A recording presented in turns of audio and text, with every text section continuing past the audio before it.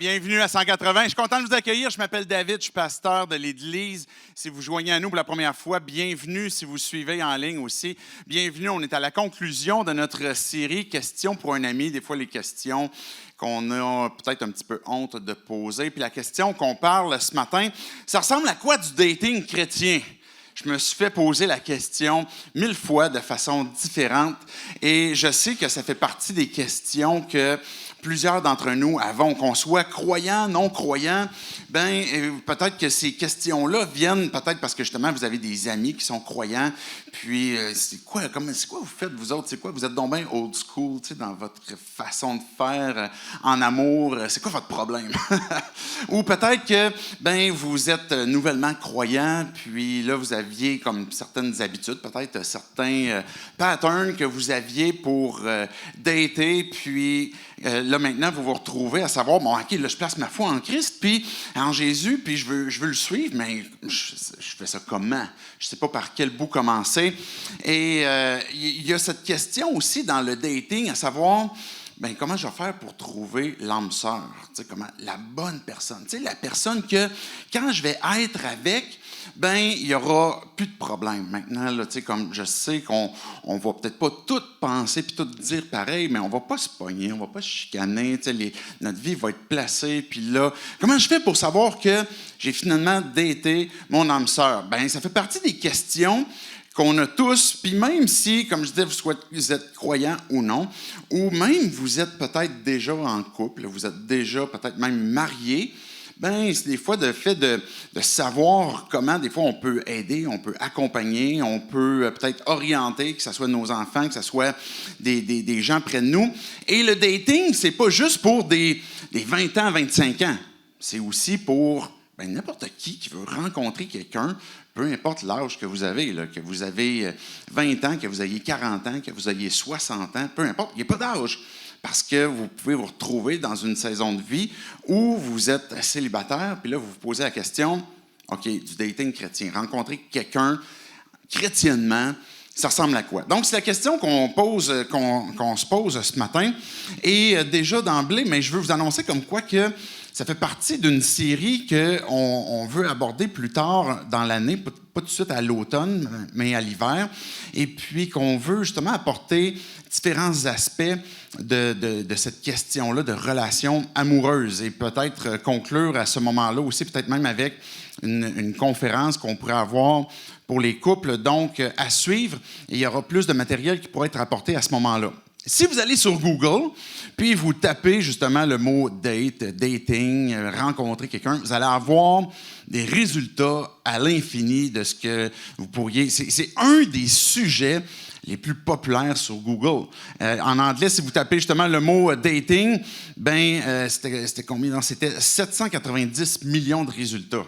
Fait que si vous dépassez plus que comme la première, deuxième page de Google, vous allez avoir encore plein de résultats et plein de monde qui ont plein de choses à dire sur le dating. Fait que c'est évidemment un sujet populaire, puis c'est notre cerise sur la Sunday pour ce matin, pour la série. Et le plan de ce que je veux qu'on puisse regarder pour répondre à cette question-là, c'est 4 choses. Premièrement, déterminer la bonne approche face à la Bible en ce qui concerne le dating ou fréquentation.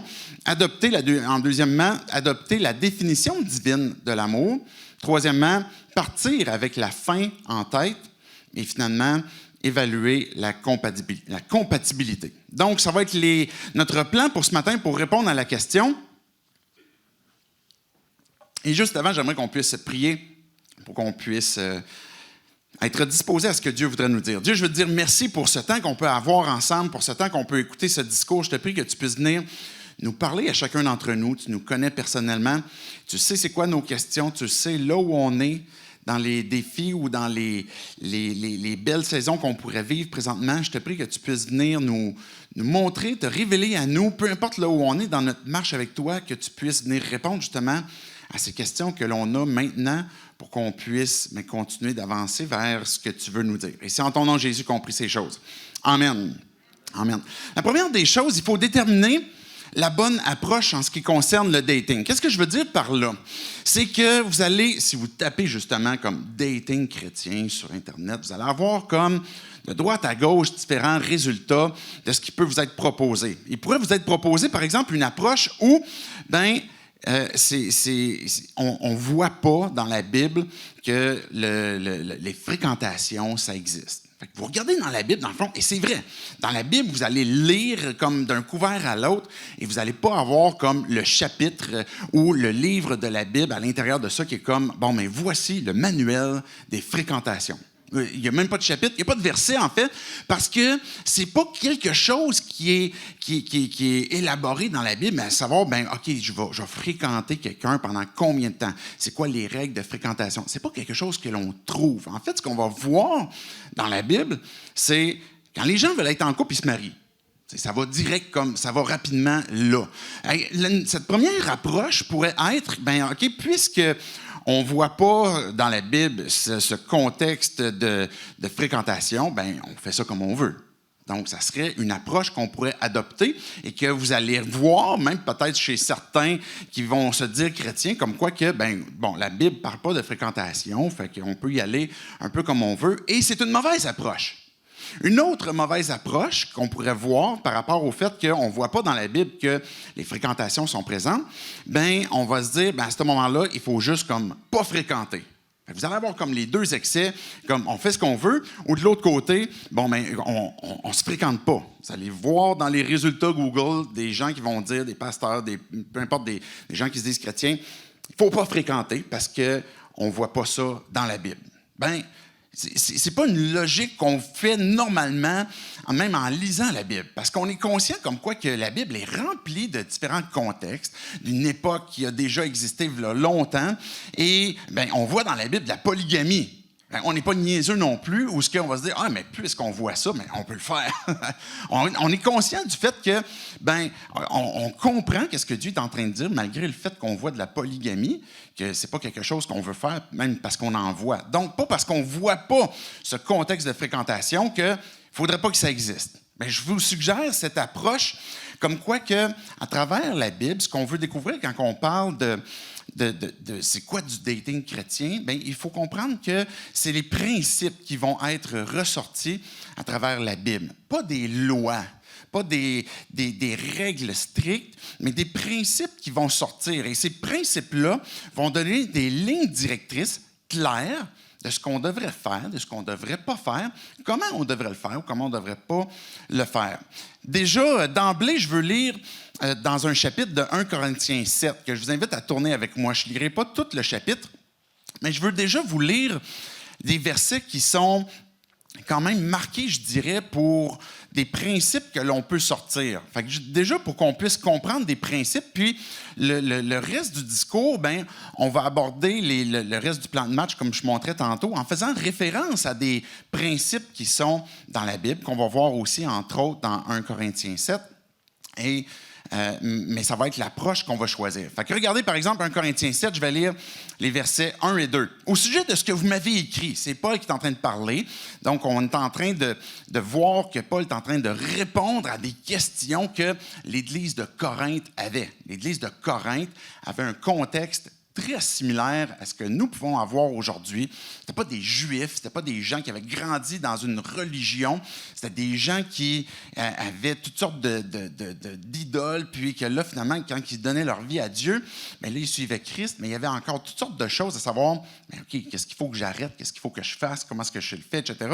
Puis là, Paul, il va parler dans le chapitre 7 de relations amoureuses, de mariage. Donc, au sujet de ce que vous m'avez écrit, il est bon pour l'homme de ne pas prendre de femme. Toutefois, pour éviter toute immoralité sexuelle, que chaque homme ait sa femme et que chaque femme ait son mari. Déjà là, on voit comme quoi que ce que Dieu est en train de nous dire, c'est, OK, t'es pas obligé de dater. T'es pas obligé d'être en couple. C'est pas une obligation pour que tu sois une personne complète à part entière. Tu peux être célibataire, puis c'est correct, c'est une bonne chose, c'est un état honorable. C'est quelque chose, en passant, que le christianisme a établi, le fait que le célibat est un état honorable. Jésus était célibataire, il ne s'est jamais marié, et puis il était complet, puis il est en train de nous montrer en même temps que Si tu es célibataire, c'est comme Paul qui disait, ben c'est correct, quelqu'un qui décide de ne pas se marier peut être comme moi, c'est une bonne chose. Mais s'il veut se marier, bien, qu'il se marie. Et là, il va parler aussi du contexte, à savoir de pureté par rapport à la sexualité. S'il y a, par exemple, une immoralité sexuelle qui va dire, pour éviter cette immoralité-là, ben à ce moment-là, c'est comme tu es tellement attiré avec l'autre, puis tu es tellement, comme tu veux juste aller vers ce qui t'attire. On va parler tantôt un petit peu plus de cette intimité. Ben tu peux te marier. En passant, si c'est uniquement ça ton motif pour te marier, je te déconseille de te marier. Parce qu'un jour ou l'autre, tu vas réaliser que ouais, c'était pas le bon motif, puis ça marche plus, et puis ça va devenir difficile. Verset 7, je vais lire les versets 7 à 9. Je voudrais que tous soient comme moi, mais chacun tient un don de Dieu particulier, l'un d'une manière, l'autre d'une autre. À ceux qui ne sont pas mariés et aux veuves, je dis qu'il est bien pour eux de rester comme moi. Mais s'ils ne peuvent pas se maîtriser, mais qu'ils se marient, car il vaut mieux se marier que de brûler. Encore une fois, Paul est en train de dire que c'est une bonne chose de rester célibataire, comme de se marier, mais dans les deux cas, c'est quelque chose que Dieu donne. Quand on est dans notre perception de ce qu'on peut comprendre, dans les principes qu'on va sortir par rapport à la relation amoureuse, on va comprendre comme quoi que dans les deux cas, c'est un don que Dieu donne. Il existe ce mythe à savoir, bon, mais est-ce que si je suis célibataire actuellement, c'est parce que j'ai le don de célibat? Puis là, tout le monde est comme, j'espère que non. J'espère que je n'ai pas pogné ce don-là. Mais moi, ce que je vous dis, c'est que souvent, on va imaginer ce don-là comme étant, c'est permanent, c'est comme, c'est pour toujours. Et puis, mais le temps que tu es célibataire actuellement, c'est un don que Dieu te donne. Tu vis des choses que tu ne pourras plus vivre quand tu seras marié. Mais actuellement, il y a des choses que tu peux saisir, des opportunités que tu peux saisir que tu n'as pas quand tu es marié. Mais ça fait partie du don que Dieu donne. Regardez, il va même en développer un petit peu plus loin, justement, cet aspect-là. Je m'en vais au verset 12. C'est dans un contexte où certains principes, on est toujours dans cette idée où on veut ressortir des principes, où, par exemple, une personne s'est mariée. On a un couple ici qui est marié, puis là, il y en a un des deux qui décide de suivre Christ, de croire en Dieu, puis de devenir croyant. Mais comment est-ce que le chrétien va se comporter dans une relation amoureuse dans laquelle, par exemple, il est marié? Si un frère a une femme non croyante et qu'elle soit d'accord d'habiter avec lui, qu'il ne divorce pas d'elle. Puis si une femme a un mari non croyant et qu'il soit d'accord d'habiter avec elle, mais qu'elle ne divorce pas de son mari. Si le non-croyant veut se séparer, mais qu'il le fasse, le frère ou la sœur n'est pas lié dans un tel cas. Dieu nous appelle à vivre en paix. Fait qu'on a un contexte où il peut y avoir justement une tension dans un couple où, par exemple, à cause qu'une personne a décidé de suivre Christ, mais l'autre, il devient très inconfortable. Il va dire, dans votre mariage, là, l'autre, s'il décide de partir, et celui qui ne croit pas puis devient comme justement très mal à l'aise, qu'il parte. Parce que Dieu nous appelle à vivre en paix et pas continuellement à couteau tiré à cause de la foi. Mais à l'inverse, deux personnes qui vivent ensemble, le croyant, qui vivent avec son conjoint ou sa conjointe, même s'il n'est pas croyant, et Dieu va utiliser ça pour transformer la vie. Regardez, je poursuis. Encore quelques versets avant que j'aille au deuxième point de notre plan. Verset 26. Voici donc ce que j'estime bon à cause des temps actuels de détresse. Il est bon pour chacun de rester comme il est. Es-tu lié à une femme? Ne cherche pas à rompre ce lien. N'es-tu pas lié à une femme? Ne cherche pas de femme. Si toutefois tu te maries, tu ne pèches pas. Et si la jeune fille se marie, elle ne pèche pas. Cependant, les personnes mariées connaîtront des souffrances dans leur vie et je voudrais vous les épargner. Ce que je veux dire, frères et sœurs, c'est que le temps est court. Ce que Dieu est en train de nous dire ici, ce que Paul est en train de dire, c'est qu'il y a un contexte dans lequel Paul est en train de parler. Voici un exemple de principe qu'on veut ressortir. Il y avait une période de persécution, il y avait une période de difficulté. Les croyants étaient persécutés, on les tuait. Puis là, il est en train de dire, c'est peut-être pas le bon temps de vous marier maintenant, parce que ça va vous occasionner beaucoup d'inquiétudes, beaucoup de difficultés en étant maintenant dans ce contexte-là. Mais si tu veux te marier, fais-le, tu ne pèches pas. Puis si tu décides de rester célibataire pour éviter ces inquiétudes-là, c'est une bonne chose. Il y a des saisons de vie dans lequel on peut être, où ça pourrait être une bonne saison pour se marier, pour commencer à dater, où ça pourrait être une saison qui n'est pas idéale. Parce que ça va générer peut-être une tension financière, ça va peut-être gérer une tension sur le couple. Et le fait de dire, OK, il y a certains principes comme quoi que je peux comprendre qu'il y a des moments que je devrais peut-être saisir l'opportunité de rester seul ou de commencer à dater, dépendamment du temps. Et je conclue avec les quelques derniers versets. Regardez verset 32. « Or, je voudrais que vous soyez sans inquiétude. Celui qui n'est pas marié se préoccupe des affaires du Seigneur, des moyens de plaire au Seigneur. » On parlait tantôt d'opportunités du don. Si je suis célibataire, il y a des opportunités qui me sont données. Il y a du temps supplémentaire. J'ai la salle de bain pour moi tout seul. J'ai pas besoin de plier puis de ramasser ses bas parce qu'il jette tout le temps à côté de la manne à linge ou bien peu importe qu'est-ce que ce serait. J'ai pas de belle-mère si je suis célibataire. En passant, ma belle-mère est super gentille. Là. Si Michel, tu m'écoutes, là, c'était pas pour toi. Mais bref, il y a plusieurs opportunités qui sont là parce que je suis célibataire, des moyens de rechercher à savoir comment Dieu veut que j'utilise mon temps. Le dating de chrétien pourrait être, OK, avant de dater, si je suis dans une période de célibat parce que c'est pas le bon temps, etc., mais c'est peut-être une opportunité à saisir avec ce que Dieu place devant moi, puis que ce que je peux profiter et puis le servir aussi. Regardez verset 33. Celui qui est marié se préoccupe des affaires de ce monde, des moyens de plaire à sa femme. Il y a aussi une différence entre la femme non mariée et la jeune fille, celle qui n'est pas mariée, se préoccupe des affaires du Seigneur afin d'être sainte de corps, d'esprit, afin qu'elle alors que celle qui est mariée se préoccupe des affaires de ce monde, des moyens de plaire à son mari. Quand on commence le dating, puis qu'on va même plus loin jusque dans le mariage, même la Bible dit que c'est une bonne chose que de se préoccuper des moyens de plaire. Je veux plaire à ma femme. Je veux plaire à mon mari. Et il y a quelque chose dans lequel je crois que c'est nécessaire pour que je puisse dater puis que je puisse avoir cette intimité. Pas juste le fait que je veux plaire physiquement, mais je veux en même temps m'assurer de prendre soin, d'être présent. Donc, il y a une grande portion de temps qui va sur le fait que j'investis dans mon couple pour que ça puisse fonctionner. Par la grâce de Dieu, cet été, le mois qui vient de passer, j'ai célébré avec ma femme, on a célébré 25 ans de mariage. C'était pas pour m'applaudir, peut-être plus pour elle, par contre. Là. Mais on a passé beaucoup de périodes, beaucoup de saisons. Par la grâce de Dieu, on est un couple heureux. Mais il y a eu plein de choses qu'on a dû apprendre, puis des moyens de plaire à ma femme, de me plaire, pour qu'on puisse marcher ensemble, pour qu'on puisse pour que la vie soit aussi agréable ensemble. Donc, il y a eu un cheminement qu'on a eu besoin de faire et d'apprendre à fonctionner ensemble. Et je termine avec le verset 39, qui est un autre principe duquel on va pouvoir découler, que ce soit dans le Seigneur. Regardez, verset 39, une femme est liée à son mari aussi longtemps qu'il est vivant, mais si le mari meurt, elle est libre de se remarier. Comme on dit tantôt, on pourrait revenir, elle est libre, elle peut se marier ou pas, mais avec qui elle veut, à condition que ce soit dans le Seigneur. Donc, on va parler tantôt dans notre plan de cette idée de compatibilité, mais cette expression que Dieu emploie ici, quand que je me marie ou quand je commence un dating, que ce soit dans le Seigneur, ça veut dire qu'on est en train de porter ensemble une cause à laquelle on croit.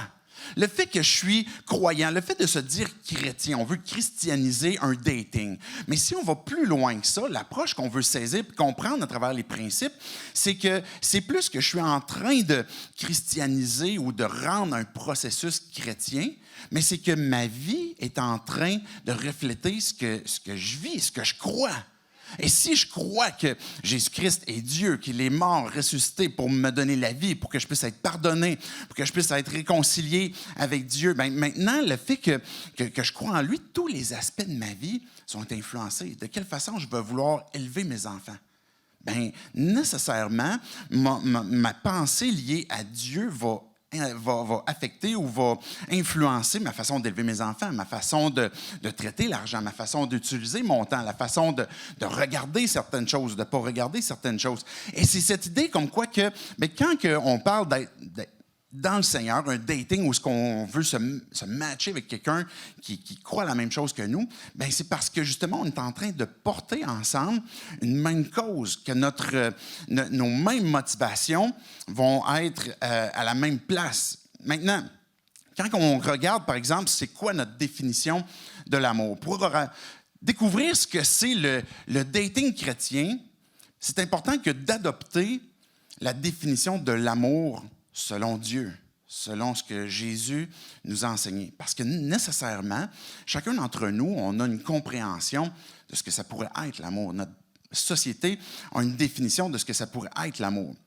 Dans une des questions qui avait été apportée, disait « J'ai toujours daté avec les gars de la même façon. Pour commencer, il fallait qu'il y ait une forte attirance, qu'ensuite on se fréquente un temps pour voir s'il y avait une sorte de chimie, pour qu'après on soit officiellement ensemble. » Fait que maintenant que je suis chrétienne, ben je sais juste pas comment faire. Quand on parle d'amour, notre compréhension de ce que c'est l'amour, ben on pourrait revenir rapidement à ce que c'est l'attirance.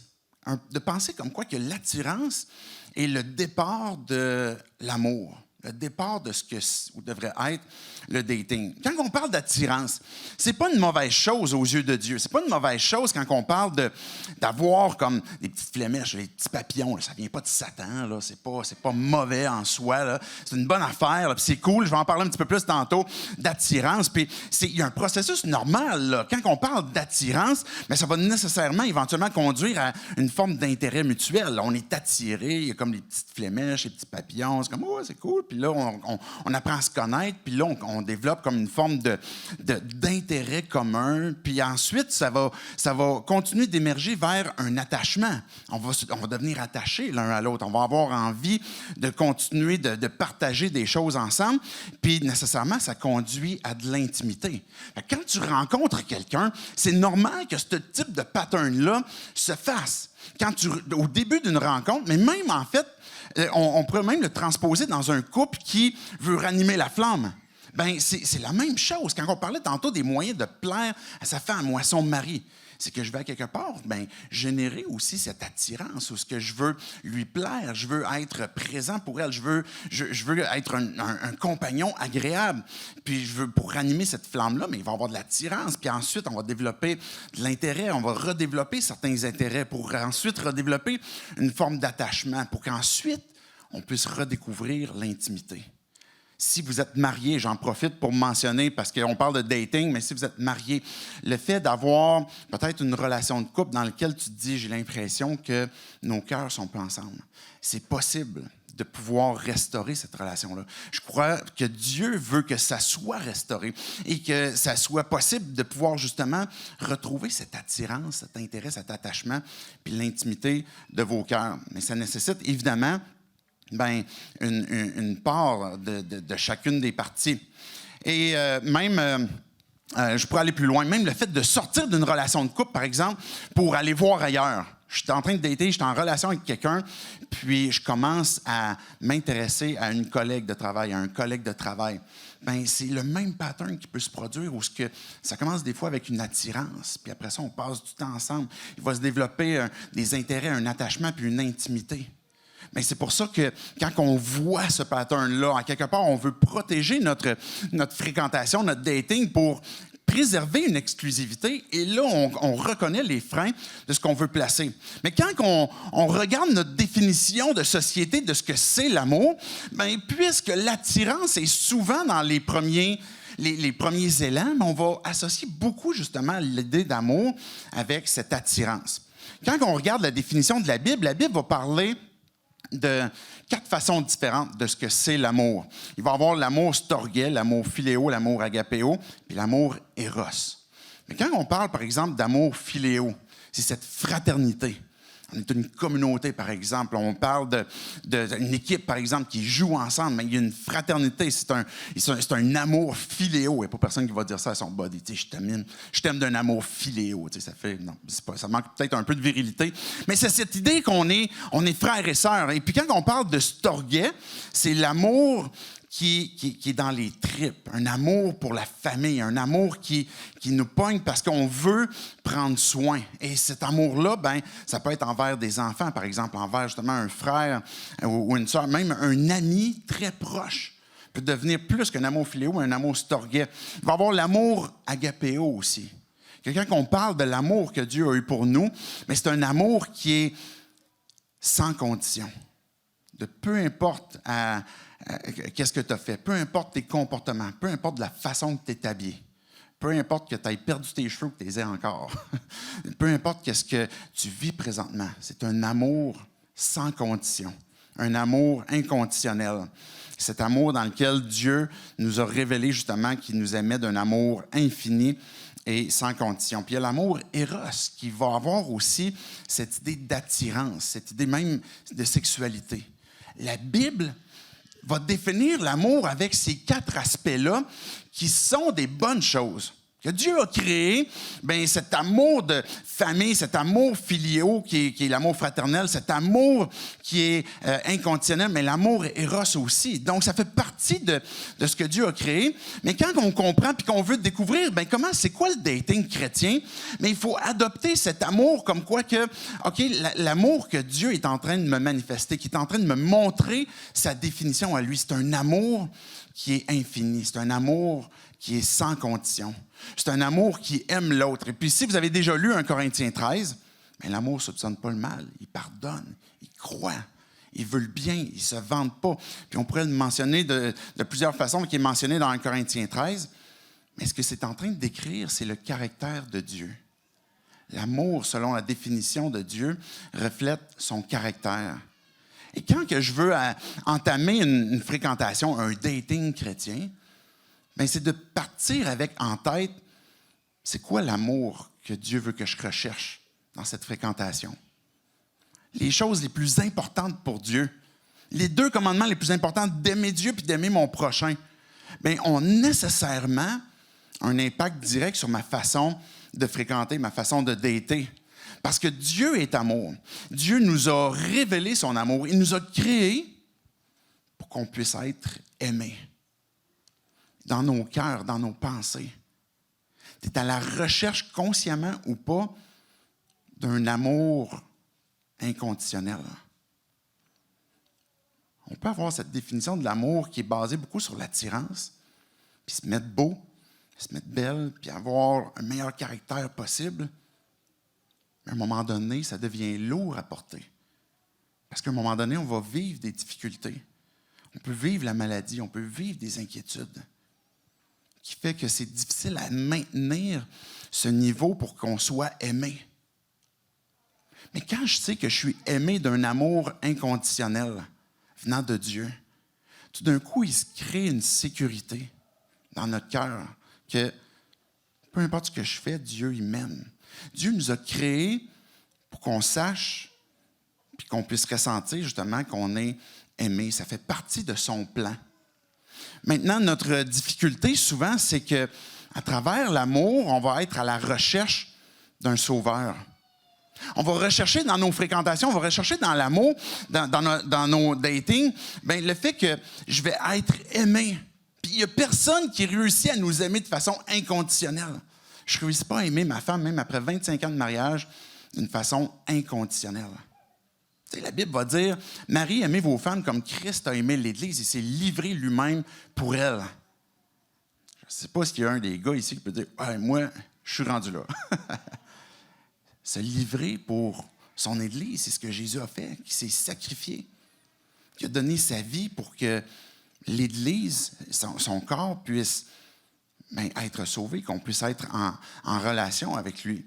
On a besoin de se sentir aimé. Puis le fait de ce dating chrétien commence d'abord avant tout que je veux avoir une définition adéquate de ce que c'est l'amour. Puis quand que je parle de cœur, je l'ai ramené souvent dans les derniers discours, on parle de 3 choses. C'est pas juste émotif. Il y a un aspect qui est émotif dans l'amour puis qui doit être présent. Mais il y a un aspect aussi qui est rationnel. Parce que le fait de dater puis d'entamer une fréquentation, une relation, éventuellement de se marier, c'est quelque chose qui est aussi une décision. Quelque chose que je décide de dire, je veux m'engager, je veux aimer. Et par la grâce de Dieu, que Dieu puisse m'accompagner pour que je puisse faire ce que Jésus, tu me demandes de faire, d'aimer ma femme, sans condition. Et il va y avoir cet aspect de raison que je prends la décision, mais une volonté aussi, où justement je veux suivre ce que Dieu me demande, mais je veux aussi aimer l'autre, le soutenir. Et là, il y a une décision qui est prise. C'est ça que ça comprend le cœur. Émotif, rationnel et volonté. C'est ce mix de trois choses qui est nécessaire pour que notre cœur puisse être orienté vers ce que Dieu veut. Maintenant, je vous soumets des questions. Comment, à travers cette relation, mon amour pour Dieu sera maintenu et grandissant? Est-ce que cette relation-là est en train d'honorer Dieu et le glorifier? Et est-ce que dans cette relation, l'autre me pousse, et peut-être vice-versa, pour devenir un meilleur disciple de Jésus? Quand on part avec la définition, on adopte ce que Dieu nous dit, voici ce que c'est l'amour, voici ce que je veux que vous puissiez vivre. Et que là, je dis, Dieu, j'ai besoin de ton aide, mais je veux entamer cette relation-là. Mais maintenant, je suis en train de vouloir amener l'autre à aimer de plus en plus Dieu, à aimer son prochain et vice-versa. Partir avec la fin en tête. Dans notre plan, on parle pas juste que c'est nécessaire d'adopter la définition de ce que c'est l'amour ou de renoncer à certains mensonges liés à l'amour, mais d'adopter justement aussi cette réflexion où c'est pourquoi je vais fréquenter. C'est partir avec la fin en tête, c'est mais pourquoi est-ce que je commencerais une date? Pourquoi est-ce que je voudrais rencontrer une personne? Puis qu'on se pose la question est une bonne chose pour justement qu'on puisse faire le point, savoir, mais c'est quoi que je devrais avoir en tête? Du dating chrétien, à quoi ça ressemble? C'est la date ou la fréquentation. La fin qu'on devrait avoir en tête, c'est le mariage, selon ce que Dieu nous dit. On parlait tantôt de la façon qu'on va regarder les fréquentations à travers certains principes dans la Bible. On devrait voir comme quoi que quand j'entre en relation dans un but justement d'une relation amoureuse, je devrais me poser la question, est-ce que je suis prêt à ce que ça mène au mariage? Est-ce que je suis dans la bonne saison de vie pour ça présentement? Est-ce que c'est la bonne personne avec laquelle je commence une date, une relation pour me dire, je vais me marier avec cette personne-là? On va parler tantôt de compatibilité, mais il faut déjà se poser la question, est-ce que je suis prêt à avoir la fin en tête? Et puis là, je sais, si vous n'êtes pas croyant, et puis même peut-être si vous êtes croyant, vous dites comme, mais quel sujet comme périmé que le mariage? Peut-être que vous dites, ça n'a plus rapport aujourd'hui, on ne se marie pas parce qu'on veut être en relation. Aujourd'hui, le mariage, la façon qu'on va le voir, va être beaucoup plus comme, OK, il va y avoir une forte attirance, il va y avoir peut-être très tôt dans la relation de la sexualité, on va se fréquenter pendant un certain temps. Si ça devient plus sérieux, on pourrait peut-être même commencer à habiter ensemble. Si ça devient un peu plus sérieux, une fois qu'on habite ensemble, peut-être qu'on pourrait avoir des projets communs, comme par exemple avoir des enfants, peut-être éventuellement acheter une maison. Et la cerise sur le Sunday va être, là, c'est évident maintenant, comme quoi qu'on est bien pour être ensemble, on va se marier. Et quand on part avec la fin en tête, on est en train de faire complètement l'inverse. De dire, si je fréquente, si je commence une date, un dating, c'est dans l'optique de me marier et que ça va se bâtir aussi par après. Il y a quelque chose qui va se développer. Le mariage, ça a une définition stricte, là. Si vous demandez, par exemple, à notre province, dans nos gouvernements, dans nos lois, c'est quoi le mariage? Il y a une définition claire de ce que c'est le mariage. Si vous tapez sur Google à savoir, qu'est-ce que le mariage? Vous allez trouver même des pasteurs, des gens qui se disent chrétiens, comme quoi que le mariage, justement, on voit à travers la Bible qu'il n'y a personne qui signait des papiers. Fait que l'important, c'est juste comme un engagement de cœur. C'est pas ça le mariage. Dans notre contexte, c'est pas ça. Et quand on regarde dans la Bible les principes qui en découlent, on voit que chaque culture, à différentes époques, ils suivaient ce qui était dans leur culture, qui était reconnu comme étant un mariage. On en voit dans la Bible, un moment donné, c'est comme le mariage, il y a comme une décision qui se passe entre les deux familles, il y a comme une fête, puis après ça, ils s'en vont dans la même tente le soir, puis c'est comme, ça y est, ils sont mariés. Ben, c'est comme les deux familles étaient d'accord. Ben, c'était ça le mariage à l'époque. Mais aujourd'hui, c'est plus ça. Mais c'est quoi notre définition aujourd'hui du mariage? Ben, ça inclut des papiers qu'on doit signer, puis qu'on doit justement prendre une entente comme quoi que maintenant, on va faire un patrimoine commun. Puis on va vivre ensemble. Je n'ai pas apporté les articles de loi qu'on lit dans un mariage, mais ça implique le fait qu'on partage justement la même maison et puis que l'un prend soin de l'autre. Les articles de loi sont super. C'est vraiment, écoute, c'est pas je lire ça là, quand les articles de loi, c'est jamais comme wow. Mais ce qui reflète le mariage, ça reflète les principes bibliques. Et on doit respecter ce qui, dans notre contexte, est défini comme étant le mariage. Maintenant, le mariage n'est pas uniquement des papiers qu'on signe. C'est beaucoup plus que ça. On doit comprendre aussi ce que la Bible dit du mariage. Là, on parle de comment faire un mariage, mais qu'est-ce que ça implique quoi le mariage? Le mariage n'est pas un contrat. Bien qu'on pourrait penser que parce qu'on signe des papiers, c'est un contrat, le mariage, c'est une alliance. C'est une décision qu'on prend de façon inconditionnelle pour dire, ben, je veux m'engager dans ta vie, tu veux t'engager dans ma vie, puis on va vivre ensemble.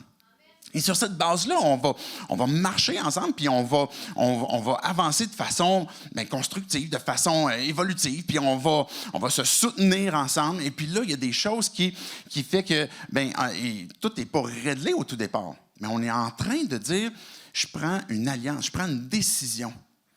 Et quand on prend cette décision-là, selon ce qu'on peut comprendre la définition du mariage dans la Bible, mais on est en train de prendre une décision d'aimer l'autre, dans les bons comme dans les mauvais jours, dans la richesse comme dans la pauvreté, dans la santé comme dans la maladie. Quand, à un moment donné, j'avais porté la citation, finalement, je l'ai perdue, je ne sais pas où elle est. C'est Matt Chandler, un prédicateur que j'aime beaucoup, qui est au Texas, qui est très connu. Il a écrit un livre sur le mariage, puis à un moment donné, il raconte comme quoi qu'il a eu un cancer pendant 2 ans. Cancer du cerveau, il a fait de la chimiothérapie, tout le kit. Puis là, il disait, tout ce qui était sexy en moi, il a juste comme disparu. T'sais, avec mes cheveux, là, tout est disparu. Puis le gars, c'est un beau gars, là, puis il se tient en forme, puis tout ça, mais il disait, j'avais plus rien pour ma femme pour comme générer de l'attirance. Là. J'étais fatigué, j'étais malade, j'avais plus de cheveux. Et puis, notre mariage, c'est le fait qu'on a décidé de s'investir l'un dans l'autre. J'ai vu ma femme qui était près de moi, qui m'accompagnait, même dans un moment où je ne pouvais plus lui offrir ce qui, au départ, l'attirait. Mais il y avait quelque chose qui était présent en elle, où son cœur était attaché justement à son mari, puis elle l'a soutenu. C'est quand on part dans le mariage, mais on est en train de faire cette alliance où je vais être là pour toi, je veux t'accompagner. Et là, il se crée une confiance. Il y a quelque chose qui se développe. Et pour qu'un mariage, comme une fréquentation qui se développe, pour que ça puisse bien aller, puis qu'on puisse être heureux ensemble, ça prend nécessairement de la confiance. Puis basé plus que sur un contrat, mais basé vraiment sur une décision de cœur qui implique l'émotion, le rationnel, mais aussi la volonté. La Bible donne une définition du mariage. L'homme, la femme vont quitter leur père, leur mère, vont s'attacher ensemble, vont devenir une seule chair. Ce que ça implique, c'est qu'on est en train de quitter, pas juste d'une façon comme géographique, mais même d'une façon de cœur, d'une façon dans nos pensées, où on quitte notre monde en quelque sorte pour maintenant former un. Puis oui, ça implique la cohabitation qui devrait arriver après le mariage. Et on se marie, puis après on cohabite, mais ça va impliquer le fait que quitter son père, sa mère, et de s'attacher, devenir un, c'est maintenant de faire vie commune. Et puis de faire un, ça implique oui, partager un même appartement, mais c'est plus que des colocs, encore une fois. C'est plus qu'un contrat, mais c'est qu'on est en train de partager une intimité. Une intimité de cœur, une intimité émotive, une intimité sexuelle aussi, qui va avec tout l'ensemble du mariage. Et là, à ce moment-là, on va, comme je disais tantôt, continuer d'évoluer ensemble. Ça, c'est la définition de ce que c'est le mariage, qui est une alliance où on fait un ensemble, puis on quitte. Maintenant, ça ne veut pas dire que parce que tu commences une date, du dating, que tu dois tout abandonner tes amis, que tu dois tout abandonner ta famille, que tu dois tout abandonner ton éducation puis ce que tu as appris, puis penser que maintenant, vous devez comme faire une seule et même personne qui pense pareil, qui dit pareil, puis qui vit pareil. C'est pas ça. Je vais en parler un petit peu plus dans justement cette idée de complémentarité, mais on est en train de s'investir l'un avec l'autre, avec ce que l'on a. Et c'est le mariage, le fait de faire un, c'est beaucoup plus lié à la décision que, justement, on partage, on fait vie commune ensemble, que de dire, maintenant, je ne suis plus ce que j'étais. Les fréquentations, si vous avez commencé une date, si vous avez l'intention de commencer, bien, ça va être dans quel objectif? C'est quoi la fin que vous avez en tête? Est-ce que vous avez commencé, est-ce que vous voulez commencer avec voici l'objectif dans lequel je veux aller? Si vous avez commencé une fréquentation, on dit tantôt que ce n'est pas quelque chose qui est nécessairement dans la Bible, on voit certains principes, mais une fréquentation, même une fiançaille, n'est pas un mariage. Le mariage, c'est là que l'alliance se passe. Mais si tu as pris une décision, tu as commencé à dater, puis à un moment donné, tu réalises que ce n'est pas la bonne personne, arrête ça là. Arrête ça là. Je vais dire les choses vraiment platement, OK? Il vaut mieux souffrir du célibat que de souffrir d'un couple qui va vraiment mal. Parce qu'on ne réussit pas à fonctionner ensemble. Il vaut mieux que tu arrêtes la relation maintenant. Et en passant, si tu es marié, là, je ne suis pas en train de te dire ça qu'il faut que tu arrêtes ça là. Tu es marié. Tu as pris la décision. Maintenant que tu es marié, tu dois avoir la fin en tête comme quoi que ça va réussir. Pourquoi ça va réussir? Parce que Dieu était présent quand j'ai pris cette décision-là. Fait que ça va réussir. Maintenant, c'est quoi que Dieu veut que je fasse pour que ça réussisse? C'est quoi que je dois résoudre? C'est quoi je dois demander pardon? C'est quoi qu'il faut amener, je lâche la grippe, puis comme je slack un peu, puis que je fasse grâce, puis que je sois capable de pardonner pour qu'ensuite on puisse continuer d'avancer? C'est des questions qu'il faut qu'on se pose. Et puis quand on est marié, ben on ne se pose pas la question à savoir, mais je ne suis pas sûr que ça va marcher. Tu ne peux pas te poser cette question-là. Parce qu'au moment que tu as dit oui, je le veux, bien, Dieu a dit, OK, tu le veux, puis ça n'est, voici que ce soit ainsi. Fait que tu es marié, et puis vous allez avancer ensemble, et puis Dieu va restaurer. Mais pose-toi pas la question, je pense pas, est-ce que ça va marcher, nous deux? Oui, ça va marcher. Mais il faut qu'évidemment, tu dépendes de Dieu. Maintenant, je reviens à cette idée où est-ce que si tu es dans une fréquentation, dans une date, où tu veux commencer une date, bien, est-ce que tu es prêt à avoir la fin en tête? Et puis, si tu réalises que cette personne-là n'est pas celle avec qui tu veux te marier, bien maintenant, renonce à cette relation-là. Je saisis l'occasion justement qu'on passe à l'autre. Donne-moi une petite gorgée d'eau parce que l'autre chose est quand même un gros mythe. Le mythe de l'âme sœur. Ça, là, je ne sais pas combien de couples vivent des difficultés à cause de ça. Le mythe de l'âme sœur. Si tu trouves la bonne personne, tu vas pouvoir vivre des jours heureux. Toi, tu n'as pas écouté ce que je viens de dire, là, hein? C'est un mythe. Dis pas amène à ça. C'est pas ça. J'entendais un autre prédicateur, puis je ne sais pas si je le dirais aussi comme ça, mais peu importe la personne que tu vas marier, ça ne sera pas la bonne personne. Mais au moment que tu dis oui, ça devient la bonne personne. Mais pourquoi c'est pas la bonne personne? Pourquoi c'est pas l'âme sœur? Parce que, comme je disais tantôt, dans notre définition de l'amour, on est à la recherche, à quelque part, de satisfaire ce pourquoi on a été créé. On veut se savoir aimer d'une façon inconditionnelle, puis on va rechercher chez l'autre un sauveur. On va vouloir rechercher chez l'âme sœur l'amour éternel avec un grand A. On va vouloir rechercher cet amour qui fait qu'on va se sentir aimé, se sentir chéri, cet amour dans lequel on va pouvoir être nu, oui, sur le plan physique, mais aussi sur le plan de cœur et d'âme, etc. Mais ce que tu as besoin, c'est pas d'un amoureux, mais c'est d'un sauveur. Ce que tu as besoin pour satisfaire cet amour-là, c'est d'un sauveur. Le fait d'avoir un dating chrétien, c'est de comprendre que celui avec lequel je suis en train de dater puis de fréquenter, ou celui avec lequel je suis en train d'être, mais je suis marié, mais c'est pas celui qui va me satisfaire dans l'absolu puis qui va être mon âme sœur pour que maintenant nos deux parties puissent se compléter puis qu'on puisse filer le parfait bonheur. À plein de...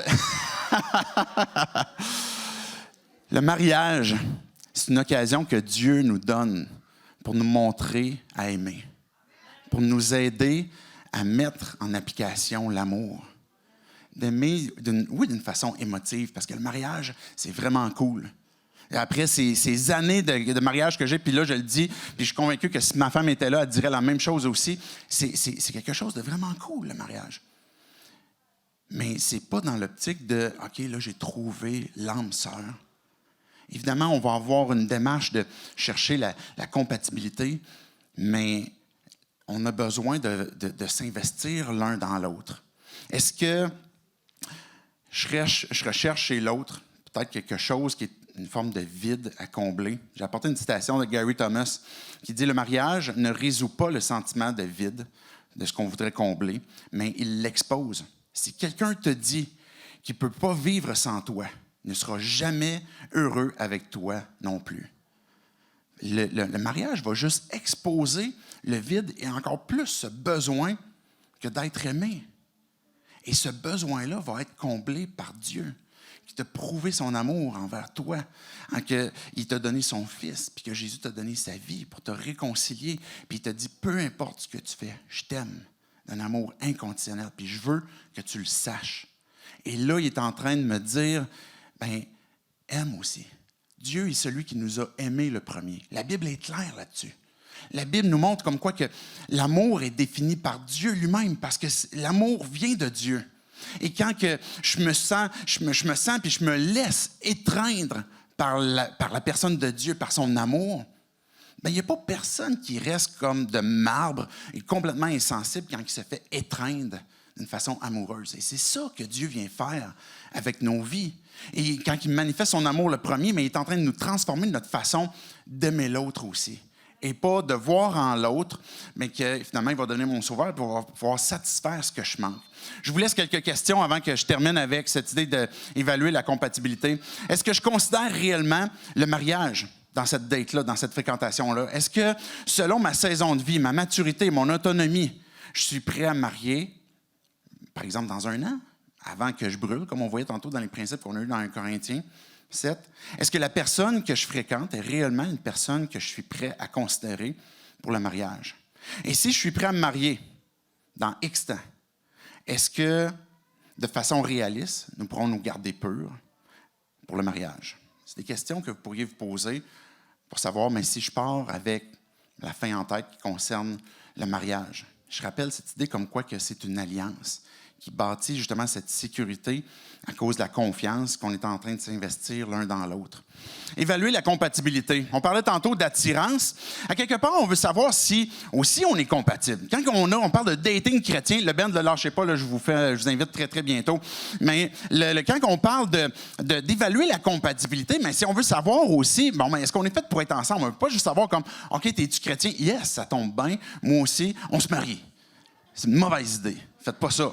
Okay? L'attirance, là, c'est une bonne chose. On parlait tantôt de l'attirance qui est souvent comme l'élément base de notre définition de l'amour dans notre société. Ce n'est pas le cas. On a vu c'est quoi l'amour selon la définition de Dieu. Mais l'attirance dans le mariage, on veut aussi quand même qu'il y ait cette compatibilité où ce que écoute, j'attire ma femme m'attire, ou dans ce date-là, on a ce plaisir aussi, où ce qu'on est en train de partager. Je vous fais une citation rapide de Ecclésiaste 9.9. « Profite de la vie avec la femme que tu aimes, tous les jours de la courte existence que Dieu te donne sous le soleil. » Oui, ta vie est courte, et c'est la part que tu reçois pour le travail que tu fais sous le soleil. Il est en train de dire, profite de la vie avec la femme que tu as, profite de la vie avec le mari que tu as. Et il y a quelque chose dans lequel on est en train de profiter, on est en train d'avoir du plaisir, on est en train d'avoir cette amitié aussi. Fait que dans cette attirance, il y a aussi ce respect mutuel qui se fait, cette confiance qui se projette aussi dans les actions de l'autre. Je ne suis pas en train constamment, ni jamais en fait, de vérifier le cellulaire à ma femme. Je fais confiance. J'ai d'autres choses à faire que perdre mon temps pour vérifier qu'est-ce qu'elle fait, c'est qui qu'elle va rencontrer, c'est avec qui est en train de parler. Parce qu'il y a cette confiance qui s'est bâtie. Il y a cette confiance dans laquelle les deux, on veut s'investir. Et quand on parle de compatibilité, mais c'est de voir est-ce que l'autre, il croit justement cet aspect de confiance qu'on veut se bâtir l'un avec l'autre. Puis que la confiance, c'est oui, je suis prêt à la donner, mais aussi je suis prêt à la gagner. Et donc, mes actions montrent aussi tranquillement comme quoi que mais je suis digne de confiance.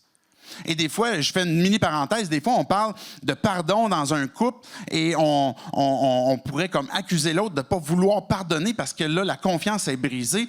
Mais c'est deux choses différentes. Je peux pardonner, mais en même temps, il y a un aspect de confiance qui doit être rebâti. La confiance, c'est quelque chose qui prend beaucoup de temps à bâtir et qui peut tomber rapidement. Et donc, il peut y avoir un pardon où je ne retiens pas la faute de l'autre, puis je suis prêt à lui pardonner. Par la grâce de Dieu, je vais cheminer encore dans le pardon, mais il y a une confiance chez l'autre de qui a perdu la confiance, mais j'ai besoin justement de gagner tranquillement le fait que mais je suis digne de confiance, puis je me montre transparent. Et ça implique d'avoir cet aspect où mais on veut bâtir une exclusivité l'un avec l'autre et avoir justement cette confiance qui va se bâtir de façon émotionnelle, spirituelle, sexuelle, après le mariage. Dans cette compatibilité, bien, on parlait tantôt de chimie. Cette attirance ou cette chimie qu'on est à la recherche, la chimie n'est pas une mauvaise chose à rechercher, de voir comme, y a-t-il un bon fit? Est-ce qu'on a du plaisir à être ensemble? Mais ce que je veux vous suggérer, même insister, c'est de faire passer le caractère avant la chimie. De faire passer le caractère de la personne qui, est-ce qu'elle cherche Dieu? Est-ce qu'elle aime Dieu? Est-ce qu'elle est prête à pardonner? Est-ce qu'elle est prête à s'humilier? Ça ne veut pas dire que c'est tout le temps facile, là. Mais qu'il y a un aspect de caractère qui est, bien, je veux t'aimer, je veux te servir, je veux être transparent.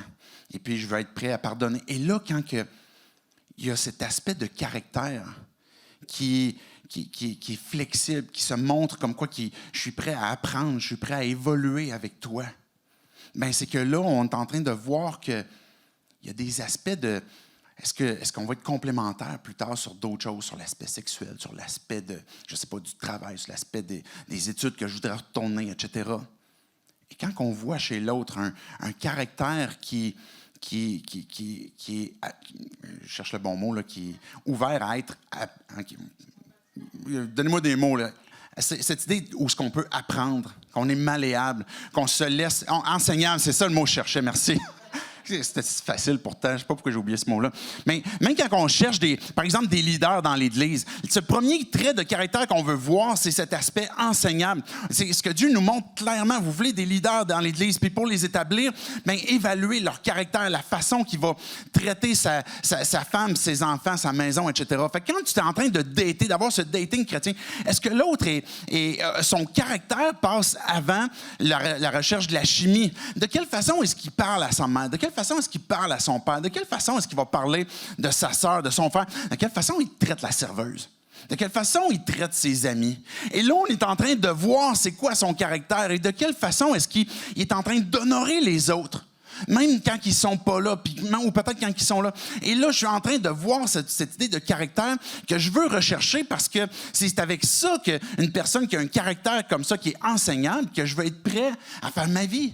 Et qu'on va pouvoir cheminer justement ensemble. Donc, de faire passer cette idée de caractère avant la chimie, qui est un aspect important pour Dieu, pour n'importe quelle circonstance, comme je disais, même pour un leader dans l'Église. On pourrait penser qu'il faut qu'il soit, absolument, il faut qu'il y ait un cours en théologie, un bac en théologie, puis qu'il ait fait comme tant d'heures ailleurs dans peu importe une université, puis ensuite, il peut être pasteur. Non! Dieu dit, bien, évaluez-le en fonction de sa façon qu'il traite sa maison, sa femme, ses enfants, etc. Et pour le dating, c'est la même chose, de faire passer en premier le caractère avant la chimie. Aussi, de faire passer l'engagement avant l'intimité. Puis on en a parlé tantôt, de commencer avec la fin en tête. Mais est-ce qu'on est complémentaire sur cet objectif-là de vie ensemble? On veut être clair sur quoi qu'on commence. De quelle façon est-ce qu'on fait notre dating? De quelle façon est-ce qu'on se fréquente?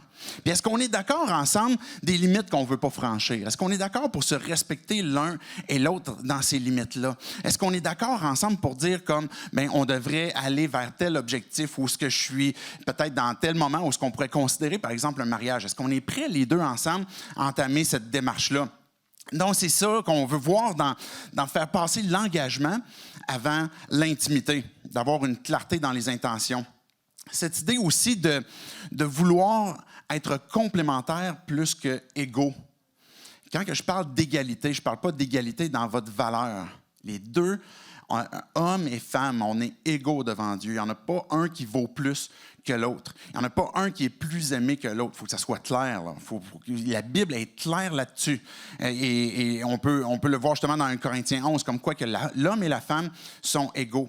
Mais en même temps, ce qu'on voit dans c'est quoi du dating chrétien? On voit qu'on reconnaît en même temps comme quoi que Dieu a donné des capacités à l'homme, Dieu a donné des capacités à la femme. Ça peut des fois s'interchanger, des rôles qui ont été donnés. Et là, on veut rechercher cette idée comme quoi qu'on est complémentaires.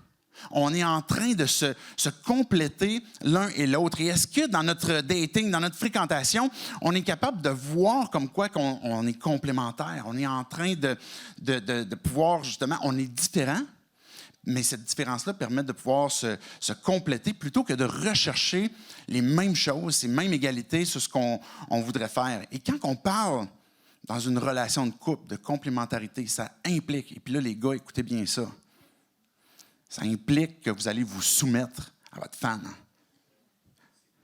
Et là, Simon, il n'a pas dit « Amen ». Quand si ma femme est complémentaire à moi, ça veut dire qu'il y a des choses que Dieu lui a données, que moi, je n'ai pas, puis qui viennent me compléter. Et puis que je veux me soumettre à ça parce que je vois que Dieu lui a donné des choses que moi, je n'ai pas. Puis bien, on va se compléter. Et vice-versa. On va pouvoir se soumettre mutuellement puis cheminer ensemble. Et donc, on veut rechercher justement ces compléments plutôt que cette égalité. Quand on veut être complémentaire, j'ai encore beaucoup de choses à dire. Je vous disais qu'il y aurait peut-être une autre série qu'on pourrait faire. Mais il y a, dans une fréquentation, dans un dating, il y a des étapes normales à passer. Au début, on pourrait l'appeler l'étape lune de miel. Je ne parle pas comme la lune de miel comme après le mariage. Là. Au début du date, là, au début de la fréquentation, ben, c'est la lune de miel, ça va bien parce qu'il y a de l'attirance, etc. Mais à un moment donné, il pourrait se produire comme un épisode ou une période où c'est la guerre. Où là, on réalise qu'il y a des choses qui sont différentes. Il y a des choses comme quoi on a de la difficulté puis on a de la misère. Et ça, c'est normal. Ça arrive dans toutes les relations. Vous arrivez dans un nouveau travail, ça va être la lune de miel au début, puis à un moment donné, ça va être tough. Tu commences un mariage, ça va être la lune de miel au début, puis à un moment donné, ça va devenir tough. Tu rentres dans une église, au début, c'est la lune de miel, puis à un moment donné, ça devient tough. C'est tout le temps le même pattern. Mais l'étape après de la guerre, c'est qu'on est en train de dire, mais moi, je veux cheminer, puis je veux avancer, puis je veux continuer de m'investir. Et là, dans cette idée où on est complémentaires, puis on veut s'investir aussi l'un avec l'autre, c'est qu'on est d'accord pour dire, est-ce qu'on est d'accord les deux pour avoir un lâcher-prise, qui est cette troisième étape où OK, je vais m'amener, je vais comme slacker, je vais arrêter de tenir par le collet, puis moi aussi, je vais être prêt à être enseignable. Je vais moi aussi être prêt à recevoir et puis à être transformé. Et là, dans cette relation, on passe de la lune de miel, peut-être à la guerre, puis après ça, au lâcher-prise, pour ensuite vivre l'intimité. Et puis là, des fois, cette roue-là va se refaire, mais trop souvent, dans les relations amoureuses instantanées, on se contente du début de la roue. Qu'on est dans la lune de miel, puis quand commence la guerre, on quitte la relation. Puis on ne s'investit jamais. Et ce que Dieu nous montre dans notre définition de l'amour qu'on veut adopter qui vient de lui, c'est qu'on veut être prêt à pardonner, on veut être prêt à s'humilier, on veut être prêt à se soumettre, on veut être enseignable pour qu'on puisse grandir ensemble puis aussi avoir ce lâcher-prise. Donc, on veut voir comme quoi qu'on est complémentaires. En même temps, il peut se produire dans une fréquentation un moment où cet aspect de difficulté peut révéler aussi, à un moment donné, aussi, cette incompatibilité où ça va devenir difficile pour le reste de la vie. Là. Fait qu'il y a peut-être une décision aussi à prendre. Est-ce que vous partagez les mêmes valeurs dans votre compatibilité? On peut partager les mêmes valeurs sur l'aspect du christianisme, comme quoi que je veux pardonner aussi, je veux élever mes enfants dans la foi, je veux la façon que je traite de l'argent, la façon que je vais te traiter, etc.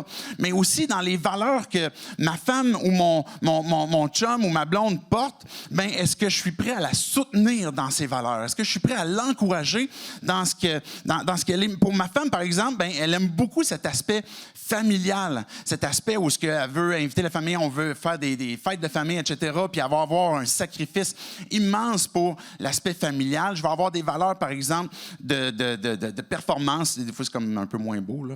Mais tu sais, je vais vouloir faire comme les choses d'une certaine façon, etc. Fait que je vais avoir certaines valeurs. Mais maintenant, je ne suis pas en train de vouloir changer ma femme. Quand je rentre dans un dating, dans une fréquentation, je ne suis pas en train de vouloir changer l'autre. Oubliez ça. On ne peut pas changer l'autre. Je ne veux pas changer ses valeurs. Mais maintenant, quand peut-être je connais les miennes, puis j'apprends à connaître les siennes, mais la question qu'on doit se poser, c'est est-ce que maintenant je suis prêt à la soutenir dans ce qu'elle considère comme important? Et ça ne veut pas dire que je vais avoir, dans le fond de mon cœur, les mêmes valeurs que ce qu'elle a. Mais je sais que puisque c'est important pour elle, je vais la soutenir. Et est-ce que dans cette fréquentation-là, l'autre te soutient aussi, les reconnaît? Et c'est ça qui nous permet d'avoir cette compatibilité où on se connaît, c'est quoi qui est important pour nous, puis on voit que l'autre est prêt aussi à le soutenir. Je termine avec quelques questions sur cet aspect de compatibilité. Est-ce que l'autre a aussi une vision du monde, de la vie transformée, par exemple, par l'Évangile? Comme quoi on a constamment besoin de Dieu. pour vivre son plan qu'il avait pour nous. Avoir une vie, une vision transformée par l'Évangile, ce que ça veut dire, ça revient à cette idée d'être enseignable, c'est que je suis prêt à me repentir, je suis prêt à demander pardon, puis je suis prêt à être transformé. Puis je reconnais que j'ai besoin de la grâce de Dieu, puis de la foi pour l'être aussi. De par notre personnalité, notre éducation, notre expérience de vie, nous avons tous certainement certaines valeurs. Pouvez-vous nommer vos 3 premières valeurs, par exemple, qui pour vous sont importantes, pour que vous soyez capable de les articuler? Est-ce que vos valeurs entrent en conflit de façon importante ou vous pouvez apprécier cet aspect qui peut se compléter dans votre fréquentation? Suis-je prêt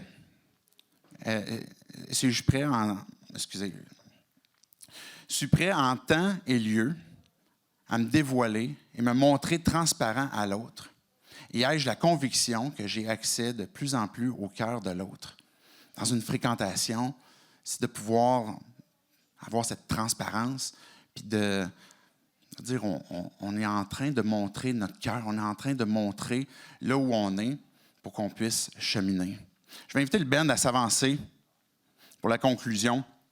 C'est quoi du dating chrétien? Je n'ai pas voulu vous donner une série de règles.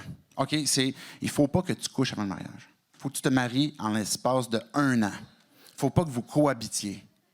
C'est des règles qui sont des principes qu'on voit dans les Écritures, là, qui sont des bonnes choses. Mais le dating chrétien, c'est plus que ça. Pour qu'on puisse comprendre c'est quoi qu'il y a derrière, c'est d'abord de savoir, c'est de quel amour est-ce que Dieu nous aime? Pourquoi est-ce que lui-même, Dieu, a eu cette alliance avec nous pour s'engager, pour nous aimer, puis pouvoir nous restaurer dans une relation, pour qu'on puisse comprendre c'est quoi le mariage aussi? Cette idée de compatibilité où ce que Dieu, justement, nous transforme. Le dating chrétien, ce n'est pas une série de règles. Il y a un auteur populaire qui, il y a quelques années, a écrit un livre. De mémoire, c'était « Kiss Dating Goodbye ». Puis qu'il a été répandu dans les années 90 chez tous les chrétiens célibataires et puis en fréquentation. Tout le monde a lu ça. Puis à un moment donné, ce gars-là a abandonné la foi. Puis il a dit « oubliez ça, ce que j'ai écrit, ça vaut rien, c'est pas bon, etc. » Puis c'est pas parce que d'avoir une fréquentation saine, c'est pas une bonne chose. Pourquoi est-ce qu'il a abandonné la foi? Je ne sais pas. Mais une série de règles, de juste dire, OK, je vais avoir un dating chrétien puis faire les bons comportements, va t'amener un jour ou l'autre à ne pas être convaincu, à ne pas rechercher à travers cette fréquentation-là, mais de quelle façon est-ce que Dieu va être glorifié? Est-ce qu'à travers, dans tout ce qu'on fait, Dieu est glorifié? C'est la question qu'on doit se poser pour savoir si ma fréquentation est en train de l'honorer. J'aimerais terminer par la prière. J'espère que ça a pu répondre à certaines de vos questions. À quoi ça peut ressembler? Mais peut-être la première question qu'on peut se poser avant d'entrer en prière, c'est de quelle façon est-ce que je vois puis que je comprends que Dieu m'aime? Puis que je suis comblé premièrement de cet amour-là. Pour qu'ensuite je sois prêt aussi à adopter cet amour-là puis le vivre comme ce que lui il veut. Dieu, je veux te dire merci pour ta parole. Merci pour ces textes que tu nous as laissés. Ces principes qu'on peut comprendre. Dieu, tu veux le meilleur pour nos vies. C'est toi qui nous as créés. Et Dieu, tu as inventé le mariage pas pour que ça soit plus pénible dans la vie. Mais tu voulais en même temps, Dieu, révéler ton amour. Puis qu'on puisse vivre ce pourquoi tu nous as créés quand on veut entrer dans une relation amoureuse, mais qu'on puisse profiter pleinement de la vie que tu veux que l'on ait dans cette relation amoureuse. Mais Dieu, on a besoin de toi. Je sais que plusieurs d'entre nous, on a ces questions-là, puis je sais que c'est une question qui est douloureuse pour plusieurs d'entre nous, Dieu. Parce que des fois, ça fait longtemps qu'on est célibataire, des fois, ça fait longtemps qu'on attend, on est peut-être dans une relation actuellement qui nous fait souffrir, où on ne sait pas quel bord on devrait prendre. Peut-être qu'on est marié ou on a été divorcé. Dieu, j'ai plusieurs questions que l'on peut avoir, qu'on aimerait te poser. Mais tu connais nos cœurs, tu connais nos souffrances. Et je te prie que tu puisses venir nous parler, nous encourager. Et que si Dieu, on n'est pas encore à cette étape de pleinement dire qu'on croit en toi, mais qu'on peut-être qu'on est prêt à dire que tu existes, puis que si tu existes, mais que tu nous montres ta volonté. Mais Dieu, je te prie pour chacun d'entre nous qui veut découvrir c'est quoi ta volonté, que tu puisses apporter une réponse claire, une conviction par rapport à cet amour que toi, tu nous révèles. De quelle façon est-ce que toi, tu veux nous réconcilier? De m'aider à comprendre, Dieu, que l'amour ne va pas être ce qui va me sauver de ce besoin profond que d'être aimé, mais que c'est toi qui l'as fait puis qui l'as prouvé. Que je puisse vivre libre, Dieu.